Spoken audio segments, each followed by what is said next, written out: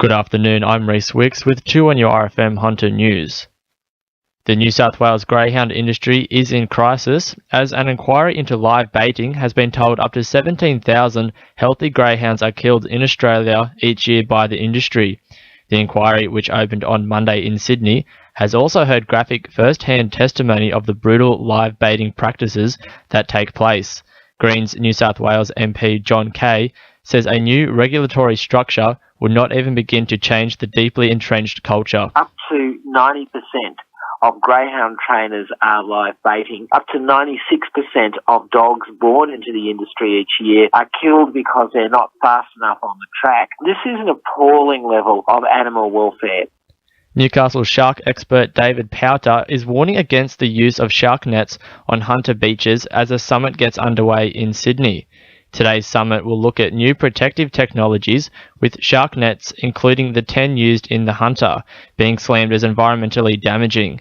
He says nets are a technology of the past. Really, nets are something that have had their day. We need to move beyond those. We need to look at ways of affording safety and protection for people in the water, but at the same time not having a really lethal, almost ghost fishing situation going on in terms of these shark nets.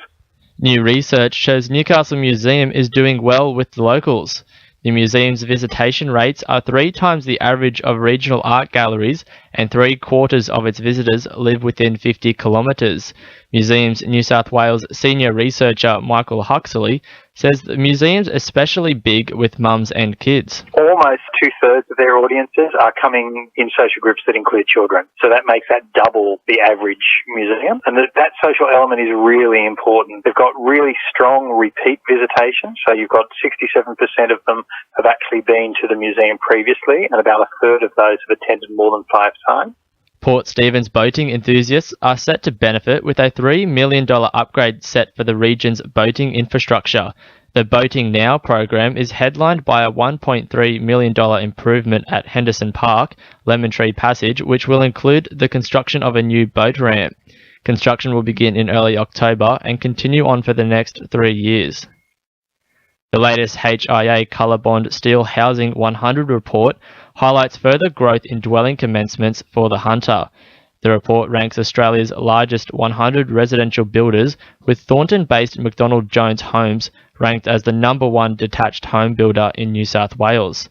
HIA Executive Director Craig Gienian says the Housing 100 report has recorded the positive journey that the New South Wales new home building sector is on. It shows that McDonald Jones Homes, which are based in Thornton, are a bit of a favourite with the consumers out there. They've been in business for many years now, and they have a very popular and very successful model that they have rolled out not only across New South Wales but now into south-east Queensland as well. Sport, thanks to our sponsor Warners Bay Sports Club.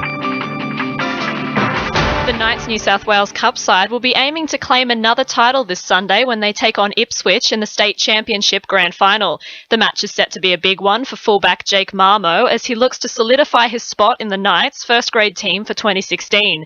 Coach Matt Lantry says they'll be looking to create history when they take on the Jets. We want to create history. We want to be the first side since 95 it was that our last reserve grade side won, and rolling into the national final, be the first New South Wales team and the first Knights team that's won a national final. Hunter Stadium could be set to hold the real NRL Grand Final for future years, with officials discussing a possible multi-year deal with the venue. Despite a lower than expected attendance, CEO Matt Harris believes taking the game back to the #1 sports ground would be a backward step. And in surfing, 9-time Wandiali Indigenous Classic champion Russ Maloney has been granted a wildcard entry into the Matara Surf Classic. That's sport. I'm Jacinta Lee. 2 on your RFM news time is 12:10.